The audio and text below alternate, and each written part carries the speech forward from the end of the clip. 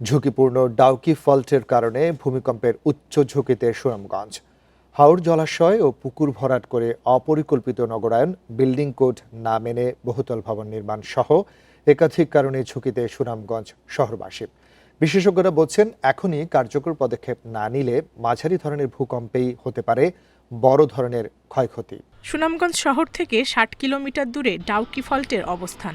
সক্রিয় এই ফল্ট লাইনের কারণে বিভিন্ন সময় কেঁপে ওঠে সুনামগঞ্জ সহ সিলেট অঞ্চল।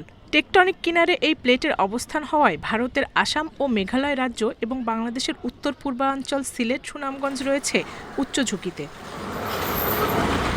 ফলে ভূমিকম্প বলয় হিসাবে ২০১৯ সালে শহরের কিছু ভবনকে ঝুঁকিপূর্ণ হিসাবে চিহ্নিত করে পৌর কর্তৃপক্ষ।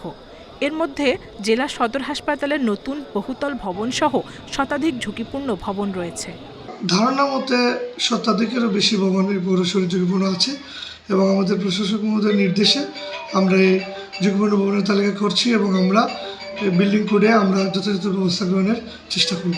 নাগরিকদের অভিযোগ, সাম্প্রতিক সময়ে হাওর ও জলাশয় ভরাট এবং বিল্ডিং কোড না মেনে শহরে বহুতল ভবন নির্মাণ হচ্ছে, কিন্তু এক্ষেত্রে প্রশাসনের কোনো তদারকি নেই।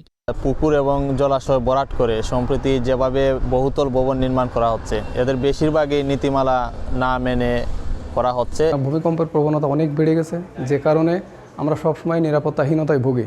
বহুতল ভবন নির্মাণে অনুমতির ক্ষেত্রে গাইডলাইন মেনে চলতে পৌর কর্তৃপক্ষকে নির্দেশনা দেওয়ার কথা জানিয়েছেন জেলা প্রশাসক।